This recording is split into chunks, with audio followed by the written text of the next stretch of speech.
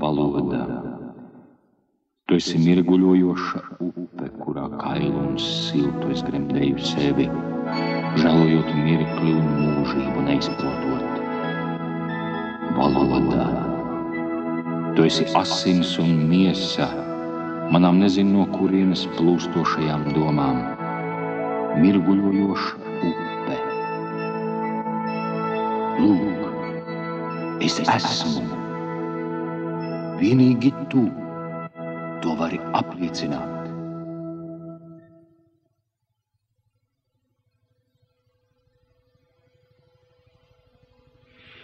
Zem Rīgas smiltis, baltas smiltis, zem Rīgas ciltis, neskaitāmas ciltis. Ir 13. gadsimts. Ir tas laiks, kad mūsu zemē nāk krustneši, un vēsturnieki to sauc par baltu un ģermāņu laika un ģermāņu saskares sākumu.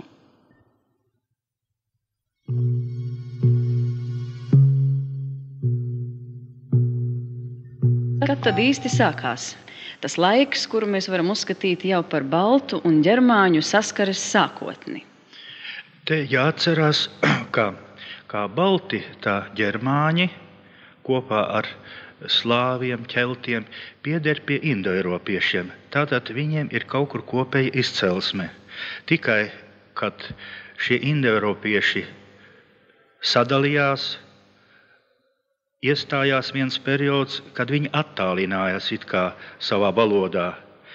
Bet no jauna šī tuvināšanās ir vērojama, teiksim, kaut vai tādā lielā kopējā arheoloģiskā kultūrā, ko sauc par kaujas cirvju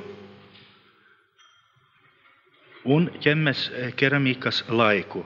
Šī kultūra ar daudziem lokāliem variantiem ieņem ļoti plašu teritoriju, var teikt, no Reinas līdz Volgai. Un šajā kartē ir parādīta baltu situācija, redzēt, baltā krāsā. Tālāk viņu tuvākie kaimiņi tajā laikā, tas ir 1. gada tūkstotis pirms mūsu ēras, irāņi vai skiti, kā mēs pēc vēstures literatūras zinām. Cik tālu, kas tā ir par upi, kas tur iezīmēti? Šeit ir Pripete. Aiz Pripetes iet, kā saka, skitu pasaule. Tālāk dienvidu rietumos ar trāķiešiem, baltiem ir robeža bijusi. Tālāk ar slāviem jūs varat salīdzināt, kāda bija tajā laikā baltu cilšu ieņemtā teritorija un slāvi. Tātad viņi tajā laikā bija mazākumā salīdzinot ar baltiem. Tālāk, ja mēs runājam konkrēti par ģermāņiem, tad tā ir pašreizējā Vācijas Federatīvās Republikas ziemeļu daļa, Jutlandes pussala un Skandināvija. Tur šajā periodā dzīvo ģermāņi. Viņus jau vēl sauc arī citādi, sauc par ziemeļniekiem, normāņiem. Jā, tas ir jau mazliet cits laiks, kad mēs sastopam šādus jēdzienus. Tas ir tā sauktais vikingu laiks. Un vikingi bija tie, kuri, tad atklāti sakot, šeit braukdami pāri Baltijas jūrai vai Varjagu jūrai, kā to reiz arī sauca. Pirmie uzņēma, teiksim, kontaktus no jauna atkal it kā ar šim baltu ciltīm. Tas saistījās ar kristīgās ticības izplatīšanas sākumiem. Tātad mēs nonākam gandrīz vai līdz mūsu ēras? Jā, tas jau ir 9. 11. gadsimtenis. Te vēl būtu jāatcerās tā sauktais gotu laiks. Tas ir mūsu ēras 1. gadsimteņi, kad šie ziemeļģermāņi ieņēma ļoti lielu teritoriju. Arī valodnieki uzskata, ka šajā laikā pastāvēja kontakti, kas pat ir atstājuši valodā savu iespaidu. Pēc Rimberta kronikas Svētā Ansgāra dzīve mēs zinām, ka jau šajā laikā 9. gadsimtenī vikingi, dodoties šeit pāri Baltijas jūrai, ir mēģinājuši izplatīt kristīgo ticību pie kuršiem. Vēlāk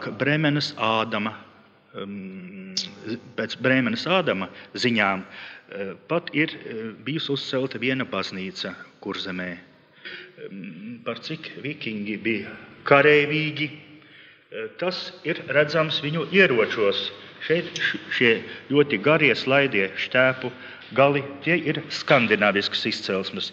Tāpat arī blakus tā sauktais āvas cirvis. Tas ir tipisks skandināvu ierocis. Vēlāk kurši pārņēma šo ieroča formu un paši sāka gatavot līdzīgus cirvjus uz vietas. Ar ko varētu būt interesanta šī karte, kur mūs atkal nedaudz attālina pagātnē, tas ir 2. gada tūkstoša sākums, bet tomēr šeit ir pazīstami vārdi: zemgaļi, latgaļi, žemaiši, augštaiši, lietuvji, prūši, galindi. Jā, šajā kartē mēs redzam, ka ir samazinājusies jau baltu cilšu apdzīvotā teritorija. Proti, te ir nosaukti konkrēti atsevišķas ciltis, tā skaitā arī bez jau jūs minētiem prūši, galindi, jatvingi. Un redziet, te tāda maza saliņa kaut kur uz dienvidiem no pašreizējās Maskavas Goļādi. Tie ir baltu cilšu paliekas. Šeit jūs varat lasīt rindas no šīs Indriķa kronikas, kas stāsta, kā pirmie vācu bīskapi šeit ierodās Rīgā un kādi ir viņu šeit pasākumi. Jau 1198. gadā bīskaps Bertolds atgriezts ar karaspēku uz Rīgas vietu un palīdziet man lūdzu izlasīt. Un apspriedās ar savējiem, ko darīt. Tā, un ko tad viņi izlēma, ko darīt? Redziet, šis ir pirmais gadījums, kad Rīga ir minēta kā apdzīvota vieta. Pirmkārt. Otrkārt, šeit dzīvojošie lībieši kurši bīskapu uzņem naidīgi. Un te arī pie senā kalna, latīņu valodā Mons Antiquus, pašreizajā, kur atrodas esplanāde, tālāk tur notiek cīņa starp vāciešiem un lībiešiem. Un šajā kaujā bīskaps Bertolds tiek nogalināts. Tātad te, varētu teikt, ir sācies krusta karš, lai ar varu uzspiestu kristīgo ticību vietiem iedzīvotājiem, jo vietī iedzīvotāji ar labu negribēja pieņemt. Šī karte parāda tās apdzīvotās vietas pašreizajā Vācijā, galvenokārt Vācijas Federatīvā republikā, no kurienes nāca pirmie vācu krustneši. Te ir redzamas tā laika bīskapi, arhibīskapijas, Brēmenes, Ķelnes un Magdeburgas. Tās bija, kā saka, tādas politiskas kristīgās baznīcas organizācijas, un tās te ir parādīts ar treknākiem burtiem. Tātad galvenokārt ir Saksija, Vestfālene, no kurienes nāca šie pirmie vācu krustneši.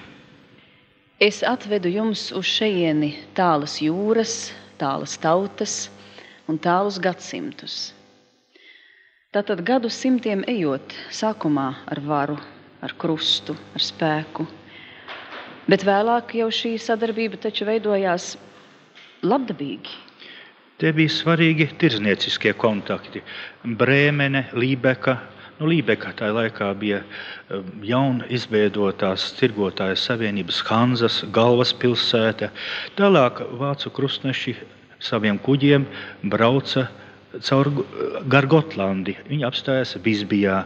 Un Visbija taisni ir tā vieta, kur sāka šī Hanzas savienība sākotnēji veidoties. Jo tur jau vikingu laikā bija spēcīga tirgota apmetne, un vācieši šeit veidoja savu koloniju. Un te Latvijas teritorijā virkne pilsētu, kā Rīga, Valmiera, Koknese, Cēsis bija Hanzas savienības loceklis.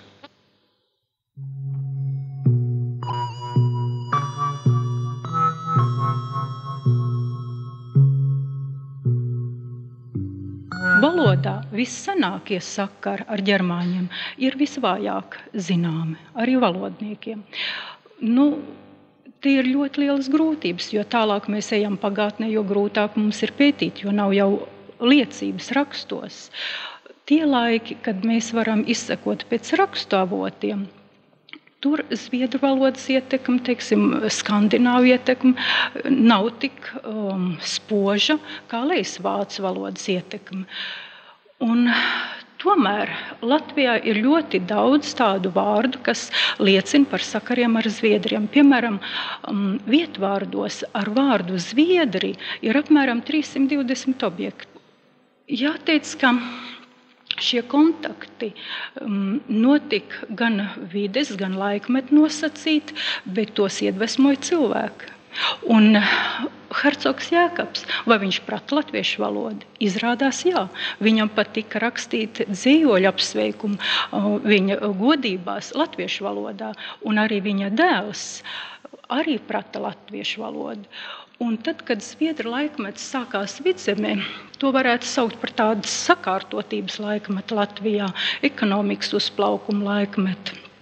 Zviedri rūpējās par skolām un rūpējās par to, lai viss viņiem būtu zināms, kartografēts, viss muižas, un atstāja viņi uzrakstu šajās kartēs latviešu valodā. Viņu mērniekiem bija jāprot latviešu valoda. Un pat kartografēšanas darbi laikus nevarēja sākties, ja kamēr mērnieki nebija pietiekami labi apguvuši latviešu valodu. Varētu vēl pieminēt tādu cilvēku, zviedru, kurš ļoti daudz darījis latviešu jūrniecības labā, Kristiānu Dālu. Viņš dzimis Tallinā, Rēvelē toreiz sauktajā, bija zviedrs pēc tautības.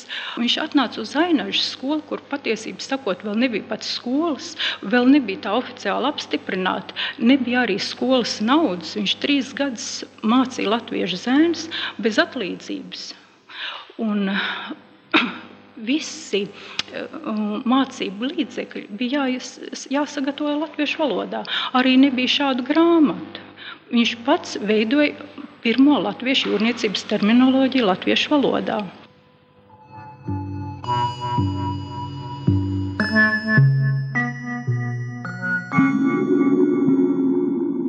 Laiks ritēja savu gaitu.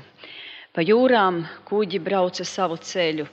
Cilvēki dzīvoja savu dzīvi, un šo garo gadsimtu gaitā, braukdami svešās vietās, viņa mājās pārveda daudzus interesantus, eksotiskus priekšmetus.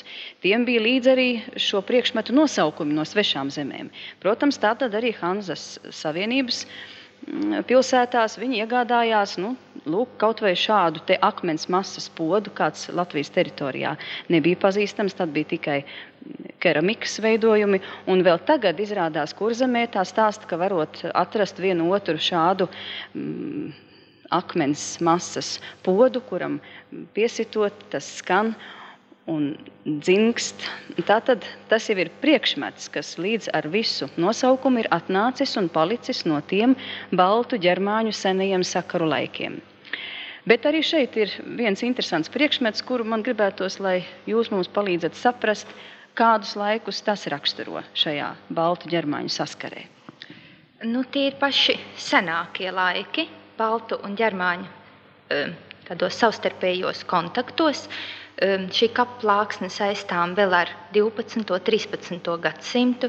Vietējās ciltis šajā laikā vēl saglabāja savas senās abedījuma tradīcijas, kamēr ar šo kapaplāksni, kas ir senākā kapaplāksne Latvijā ar reliefu atveidu, ar karavīru atveidu, kā mēs to šeit redzam, ienes jau pavisam citu abedījumu veidu.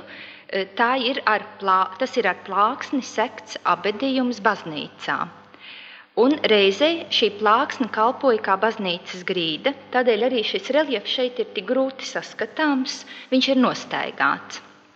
Un šādas plāksnes, ceļot ar vien lielākā skaitā baznīcas, kā arī ierīkojot speciālas kapličas, bija samērā plaši izplatītas vēlākos gadsimtos, sevišķi 15. 16. gadsimtā, un vēl saglabājas arī 17. gadsimtā.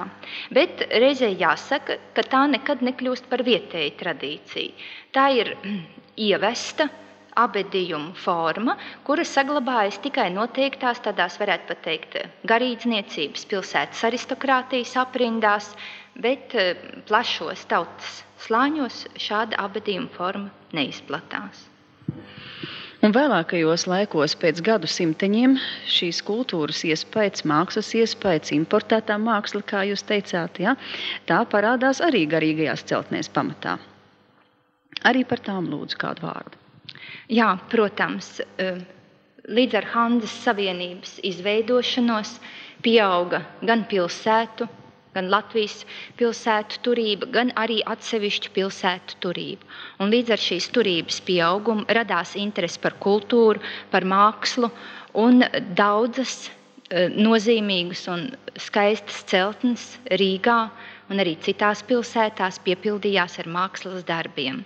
Ja mēs redzam Pēterbaznīcu, Doma, Lielo mazo ģildi, Rīgas pili, tad saprotams, ka šīs celtnes bija piepildītas ar mākslas darbiem.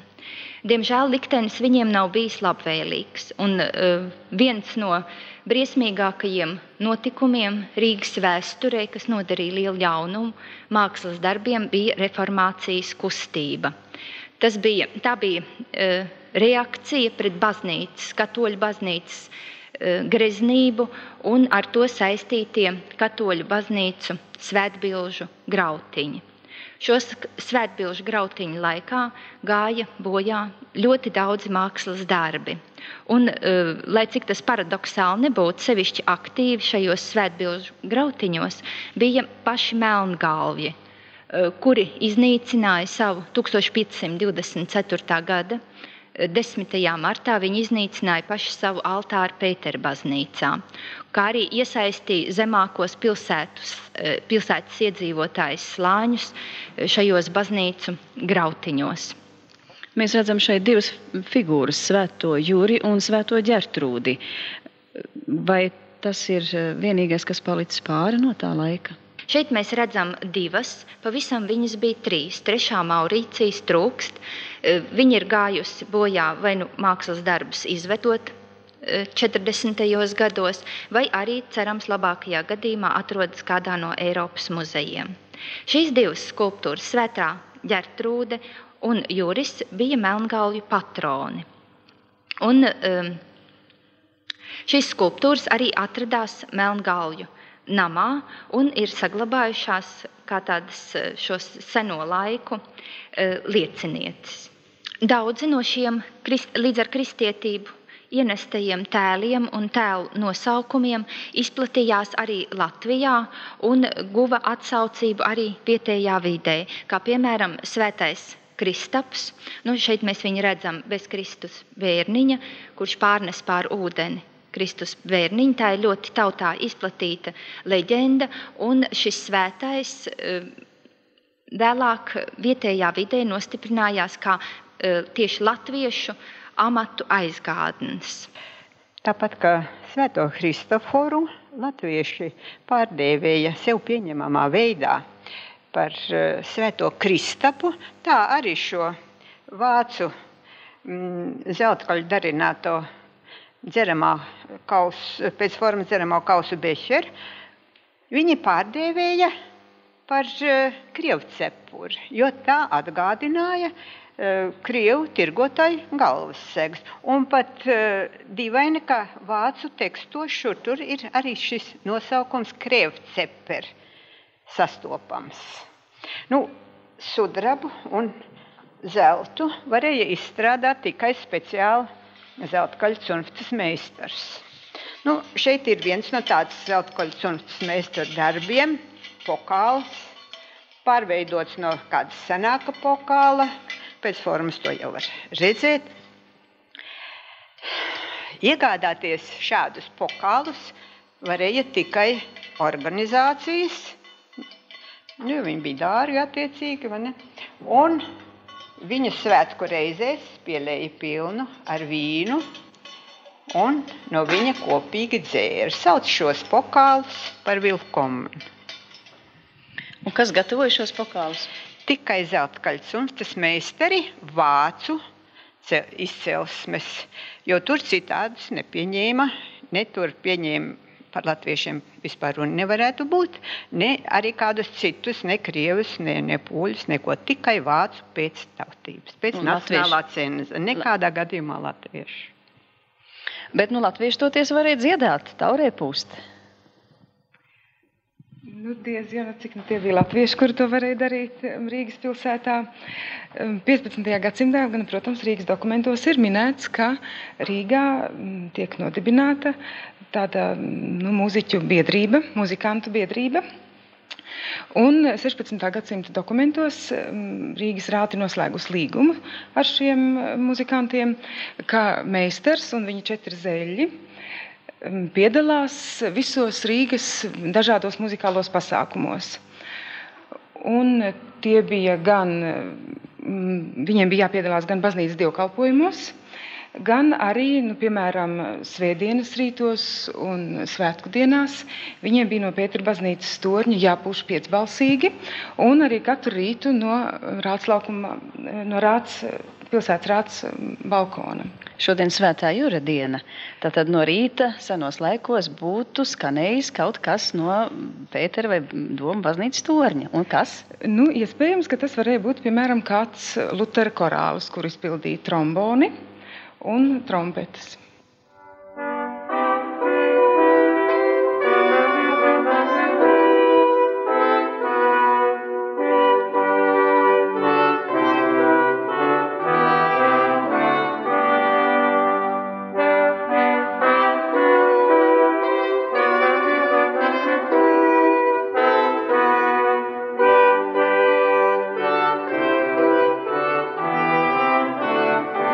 Pēc noteikumiem šie visi instrumenti tika ievesti. Protams, Rīgas meistari negatavoja viņus. Un, piemēram, par šo trompeti ir zināms, ka tā ir 1632. gada kāda izcila meistara darbs. Un līdzīgas trompetes vispār nekur Eiropas muzejos šodien vairs šī meistara darināti instrumenti vairs nav sastopami. Un arī toreiz to tā uzreiz atnāca līdz ar instrumentu, atnāca arī nosaukums trompeti. Es domāju, ka droši vien tā tas arī bija, jā, jo sakarā ar to, ka tie bija ievesti instrumenti, tad jau diez vai nāca līdz kaut kādi specifiski nosaukumi. Lai gan, protams, latviešu tautā bija jau pašiem savi pūšamie instrumenti, tur bija ragi, tauras un stabulas, bet tie jau neatiecās, viņi jau nelīdzinājās ar šiem instrumentiem. Pielāgot nekādu nevarēja. Droši vien jau nebija vajadzības pielāgot, jo tā tomēr bija tāda specifiska nodalīta muzikantu biedrība. Vēl par mūzikas izplatību tajā laikā ne tikai starp augstmaņiem un starp tiem, kuri mēģināja ievērot savu vācisko izcelsmi, bet arī latviešu vidū, baltu vidū, tātad kā viņi uzņēma to jaunienākošo skanošo mūziku, kurā bija arī vārdi, skanēja dziesma. Un kā veidojās tad šī sadarība? Vai latvietis mīlēja vācu dziesmu vai ne? Es domāju, jūs domājat droši vien 18. gadsimtu latviešu mūzikas kultūrā, Rīgas mūzikas kultūrā, un tas, liekas, bijis tāds ļoti interesants laiks, jo šajā 18. gadsimtā latviešu mūzikas kultūrai tika uzpotēts jauns zars, kurš tā ļoti bagātīgi sakuploja, un tā ir ziņģe. 1774. gadā vācu mācītājs Stenders izdeva tādu grāmatiņu, kas saucās Jaunas ziņģes. Un viņš tātad rakstīja jaunas ziņas, bet tātad acīm redzot bija kādas citas vecas ziņas. Un abrīnu izraisa tas, ar cik lielu, cik strauji vispār šīs ziņas ieviesās latviešu tautā. Viņam nebija nekādas pretestības. It kā jau sagatavot augsni, tā bija sagatavots pamats šai jaunajai dziesmai, jaunajam dziesmas slānim, kurš ļoti krasi atšķīrās intonāciju ziņā no klasiskās zemnieku dziesmas. Un, kāpēc tas tā varēja būt un kā tas tā varēja rasties? Man liekas, interesants viens tāds piemērs. 18. gadsimta vēstures dokumenti par Rīgas dzīvi stāsta, ka, piemēram, 18. gadsimtā ļoti izplatītas ir bijušas Jāņu ieražas. Rīgā tika plaši svinēti Jāņi, un to svinēja gan latvieši, gan vācieši. Bet kas tad tomēr deva nosaukumu tādai dziesmai, tādai pārveidotai vai adaptētai dziesmai Ziņģe? Tā nāk no vācu valodas? Droši vien jau no vācu valodas šis nosaukums nāk, lai gan Melngainis vispār uzskatīja, ka tas esot latviešu vārds. Viņš domāja, ka tas nācis no latviešu vārda ziņagāt, stāstīt, jo lielākoties šīs ziņas tiešām stāsta par kaut ko. Tas ir tāds vesels sižets, visbiežāk mīlestības stāsts, visbiežāk nelaimīgas mīlestības stāsts. Tādu dziesmu nebija latviešu klasiskajā folklorā. Tas bija tāds pievilcīgs, romantisks temats, jauns. Tāpēc, laikam, viņš tā labi ieviesās. Pie siržu durvīm klauvēja, laid iekšā mana mīļākā. Pie siržu durvīm klauvēja, laid iekšā mana mīļākā. Vai cietā miegā mīgusi, vai lepnību pieņēmusi, vai cietā miegā mīgusi, vai lepnību pieņēmusi. Kā dzird no ļaudīm runājam, kā tev ir cits tavs mīļākais. Kā dzird no ļaudīm runājam, kā tev ir cits tavs mīļākais. Otra dziesmiņa ir ar samērā populāru 19. gadsimta tekstu. Stāvu es uz Sudmela kalna, noskatos uz Sudmelām, un šī dziesmiņa ir īpatnēja ar savu piedziedājumu. Tas tāds izteikts, tipiski vācisks piedziedājums, it kā ar vācu vārdu pārveidojumu. Stāvu es uz Sudmela kalnu, noskatos uz Sudmelām, vai. Sam tralala, jā, kompatjā, zēri lāgņūliņš pidvā. Noskatos uz Sudmelām, grib tu melder meitiņu precēt, vai.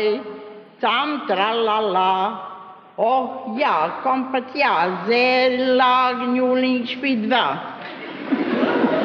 Grib tu melder meitiņu precēt, liekos bāsties maišelēji. Vai, sam tralala, jā, kompatjā, zēri lāgņūliņš pidvā.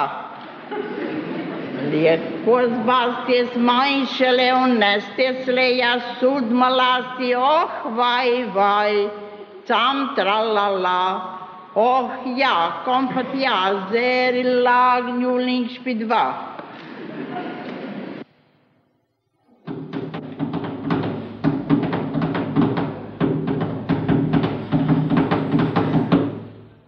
Man jau neiznās nekas prātīgs, bet jau šīm bungām reiz būtu bungājis kāds prātīgs cilvēks tomēr un aicinājis uz danci latvieti, bet tas dancis būtu bijis vācu. Tad kāda tā deja varētu būt, ko šādām bungām bungoja?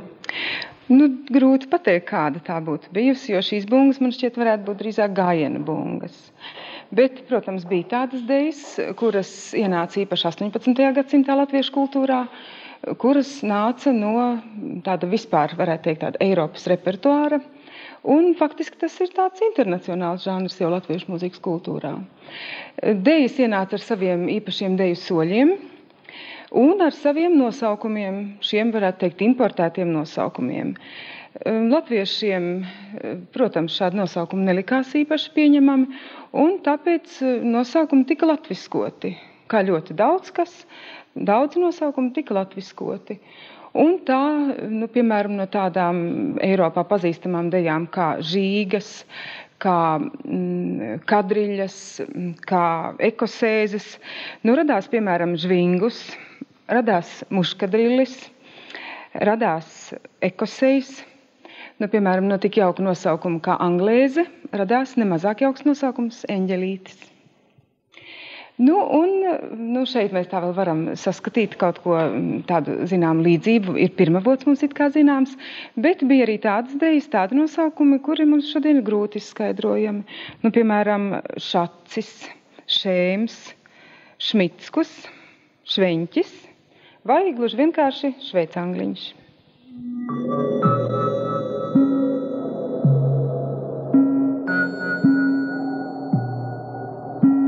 Septiņi gadsimti dienā, garīgajā dzīvē, laicīgajā dzīvē, tirdzniecībā, amatniecībā, mākslā, dejā, mūzikā un visur ir valodas saskare. Cik tad galu galā, ja vai varam saskaitīt, cik ir to vārdu, kurus esam šo gadsimtu laikā kā labus, derīgus aizguvuši, un varbūt ir arī kādi, kurus mēs būtu labāk neņēmuši? Tas ir gandrīz saskaitīts, cik latviešu valodā ir aizgūtu vārdu. Tā ir grāmata par valodas un kultūra vēsturiski meklējumi, izpēti, vācu valodas ietekmi uz latviešu valodu. Šai grāmatā kārtot ir alfabēta secībā, un daudz no tiem vārdiem, kurus jau pieminēja, kaut vai trompets vārds, kurš aizgūts ir no viduslejas vācu valodas, forma pirmā bija trummete. Un tas liecina, ka rakstu avotos jau tas bija 16. 17. gadsimtā atzīmēts šis vārds. Vēlākie vārdi ir jaunākas cilmes un no vācu valodas aizgūt, bet arī tie ir šai grāmatā. Bet apmēram cik skaitā? Pavisam ir ap 3000, 2700, kas par to ir rakstījis Artūrs Ozols savā veclatviešu rakstu valodas grāmatā. Un no šī lielā skaita 700 vārdi ir tādi, kas ir iegājuši latviešu literārajā valodā. 500 no tiem ir pilnīgi stilistiski neitrāli. Mēs tos uztveram kā latviešu valodas vārdus. Nedomājam, ka tie ir aizgūmi no vācu valodas. Un 200 vārdi ir apmēram tādi, kuros izjūt, ka tie cits stila nokrāsā būtu liecā. Lūdzu, mums ir kaut kāds priekšstats, kuri? Bez vārda dvielis, zeķe neiztikt. Un tie ir aizgūti no viduslejas vārds valodas. Ja mēs runājam par vārdu širci, tad uzreiz mēs domājam, ka to mēs tā nelietosim, to varbūt tikai kāda vecs cilvēks no laukiem vai kāds vecs amatnieks teiktu, vai vārdu skotele atkal, mēs teiktu priekšauts. Tā kā daudz vārdi jau ir diferencējušies valodā, lietojumā. Un šeit varētu izšķirt tādu robežšķirtni, kā aizgūmi no lejasvācu valodas, tie vissenākie aizgūmi, un tie valodā arī tai neitrālajā leksikā ir iekļaujušies.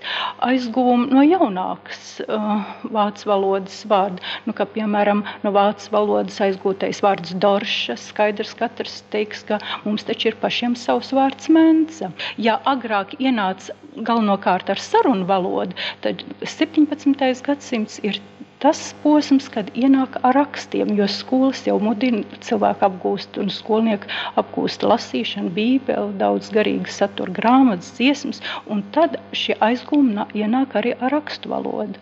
Varbūt. Jā, 17. gadsimts ir robežšķirtne dažādo veidā un, protams, arī valodā. 17. gadsimts Latvijā tas ir reformācijas laika, tātad luterticības tāds uzplaukums. Un Rīgas apkārtnē strauji pieaug skolu skaits latviešiem. Jo būtībā 17. gadsimta beigās izglītības programma vienā no saviem līmeņiem ir jau realizēta. Ir izveidots obligātais elementāro skolu tīkls Vidzemē, tā skaitā arī Rīgā, un izglītots latvietis, tā jau ir tāda lasīt protošs latvietis, tā ir jau izplatīta parādība. Un, lai saņemtu tālāku izglītību, lai izglītotu, ir jau vajadzīgs cits līmenis, ko šīs elementārās skolas nevar sniegt. Kas liecina par to arī, ka latvietis jau ir izglītots cilvēks vispār. Ir tādi atvasinājumi, grāmatnieks un grāmatniece. Un Vidzemes mācītājs Lents, kādā no saviem sprediķiem, kas arī ir tekstos atrodams, zemniekus, zemnieku sievas un zemnieku vīrus uzrunā. Grāmatnieki, jūs grāmatnieces. Un kādā sakarā viņš to dara? Viņš mudina zemnieku sievas un zemnieku vīrus mācīt bērniem labi lasīt. Nevien tekoši un skaidri lasīt tekstus, bet lasīt ar izpratni. Un redziet, tas, ka viņš uzrunā zemniekas sievu šādā vārdā grāmatniece, tas jau nozīmē, ka viņš vēršas pie zināmā mērā izglītota cilvēka. Šis garais laiks, ko mēs tā visu laiku arī saucam 700 verdzības gadi, viņš nav viennozīmīgi vērtējams. Un to rāda visa mūsu vēsture un taisnība, kad mēs pieskaramies arī tādām skolu lietām, latviešu izglītības jautājumiem. Valoda daudz ko rāda, un valoda rāda visu šo procesu, ko mums nesa šis garais laiks sliktu un ko viņš mums deva arī pozitīvu. Valoda pati, piemēram, Bībeles tekstā, Glika tekstā, ja? Mans uzskats, ko jau jūs varbūt arī zinat, es tā esmu skatījusies, un mans uzskats, ka šajā tekstā ir ļoti maz ģermānismu. Ka tā jau ir tāda kopta un pārdomāta veidota valoda. Piemēram, tagad jau daudz varbūt arī vairs nemaz nelieto tādus vārdus kā kņopes un krāgas. Šo vārdu nav arī Glika tekstā. Protams, viņam nav arī pociņas. Ja? Viņam attiecīgajā vietā ir, es darīšu tev kurpes ar sudraba burbuļiem, kur vajadzētu tādas sprādzītas ar tādām podziņām. Un tāpat netiek lietots vārds krāga, ir apkakls Glika tekstā. Tā tad jau pieeja valodai kā tādai, ar tādu kultūras cilvēka aci. Viņš ir vērtējis to valodu, kas šajā laikā bija, jo nenoliedzam arī vārds krāgas sarunu valodā noteikti bija, tad, kad Gliks bija pie mums Latvijā, un tā par daudziem citiem vārdiem varētu vēl teikt. Kā jūsu vērtējumā amata pratēji, kā viņi darīdami darbu, atvesdami no svešām jūrām, zemēm jaunas, varbūt darba rīkus vai jaunas darba paņēmienus, izgatavotami jaunus priekšmetus, atvesdami varbūt sev līdz kādu meistarību, ja viņš arī pats ir braucis, vai tur arī notika tāda liela valodiska kustība šajos amatu terminos vārdos? Es domāju, ka amatniecība ir noteikti viens no tādiem laukiem, kur visvairāk ieplūda svešie termini, un tie tika piesavināti. Vismazāk varbūt tie attiec tieši uz lauksaimniecību, uz lopkopību, uz zemkopību, bet tādi amati, kas saistījās ar ēku celtniecību, noteikti. Kaut vai pirmajā vārnīcā Manceļa vārnīcā frazeoloģija letika, par ēkām. Te ir tematiski sakārtot vārdu, un es nosaukšu tikai tos vārdus, kurus var uzlūkot par aizguvumiem. Rātūzes, ķieģeļis, tieģeļi vēl tajā laikā arī forma, kaļķi, mūris, pilēris, baļķis, bēniņš, velve, eņģes, krampis, kliņķis, renes, stenderes, trepes, šķūnis no ēkām, beņķis, stallis, bezgal daudz skurstenis, daudz vārdu. Jau paši amatnieku nosaukumi vai nerāda par to, ka valodā nevarēja iztikt bez aizguvumiem. Tos mēs varbūt tagad, mēs viņus saucam par ģermānismiem, par barbarismiem, bet savā laikā tie bija vārdi, bez kuriem iztikt nevarēja. Tādi kā beķeris, dišleris, drējeris, klempneris, melderis. Un arī daudz no šiem amatu nosaukumiem tagad ir, kas ir darināti kā salikteņi, piemēram, cimermanis, aldermanis. Tos mēs vēl tagad sastopam kā uzvārdus. Jā, un teiksim tāds uzvārds kā beķeris, ja teiks, ka tev tāds barbarisks uzvārds, nebūs jau labi. Neviens neteiks. Un starp citu par šo vārdu beķeris, man ir arī te, kad mēs esam skatījušies mūsu literārās valodas vēstures sakarā šī vārda vēsturi, tad redziet, šo vārdu sastopa. Viņam ir tāda pozitīva nozīme, jo viņš nes aiz sevis pozitīvas lietas, vai ne maizīt, maizes cepšana. Un šis vārds diezgan ilgi ir noturējies valodā. Bez šī te barbarismu, es teiktu. Bez tās negatīvā skaidrojuma, ja? Bet kas tad īsti ir barbarisms un ģermānisms? Vai ir kāda atšķirības starp šiem terminiem vai teiksim, nosaukumiem vienam vārdam, kuru drīkst piekabināt, kā mēs sakām? Ja? Pēc ilmas kā viens tā otrs ir ģermānisms, bet barbarisms varētu arī nebūt ģermānisms. Tas mums tā vēsturiski vispirms ir izveidojies. Tikpat labi mēs varētu attiecināt arī uz kādu krievvalodas vārdu, kas ienācis bez kādas vajadzības un ko mēs kā žargonu vārdu vai kā nevēlam dubleti lietojam savā valodā. Bet es domāju, ka vecajos rakstu avotos un īpaši vecajās vārnīcās tās jau nesasauc tikai no šiem aizguvumiem. Tur ir ļoti daudz skaistu, labu latviešu valodas vārdu. Pat jāteic, ka lieliski pierakstīti ar ļoti ticamām nozīmēm. Tikai viens otrs vārds no tiem varētu būt retāk dzirdēts. Piemēram, tāds latviešu valodas vārds nāca no Kurzemes kā kalva, sala, bet ar nozīmi jūras līcis, ar jautājumu zīmi pārņemts Milbacha Enzelīna vārnīcā, kā neusticoties Langem, kurš šo vārdu ir fiksējis savā vārnīcā, ar jautājumu zīmi par nozīmi. Un cik tas dīvaini, es vecajās avīzēs Baltijas vēstnesī atradu šo vārdu lietojumu pagājušā gadsimta 1872. gadā. Rīgas kalvā ledus vēl nebija izgājis, un man liekas, jums nozīme skaidra, un jāuztic ir vecajām autoram, kurš šo vārdu ir ielicis savā vārnīcā, jo patiesi valodā tam ir apstiprinājums. Valodai piemīt arī taupība. Valoda neko neaizmet projām, nepārdomāti, jo pienāk laiks un vārds atkal noder. Viņam ir sava vieta. Un vārds arī neatkāpjas no valodas tik ātri, jo ir vēl arī tāda lieta, ka valodu aizsargā cilvēki. Ne ūdens lilija, ne ūdens roze, laiksne, balts vārds, kā melnā naktī zibens plaiksna, un augsts pa kauliem, tā pa slapju kātu, ar joni uztirpst tumšas dzīles klātums. Kāpi aizmūži, kad svēts un neaizskārts, vēl katrai puķei bija pašas vārds. Kad vilka drīcekle, kā zvēra maigums, pie ērkšķiem glauda mirkļa īsu vaigu, un vēža austiņa klausījās, kā šķiļas, pa zvanam zvans zem spārnu ēnas dziļas.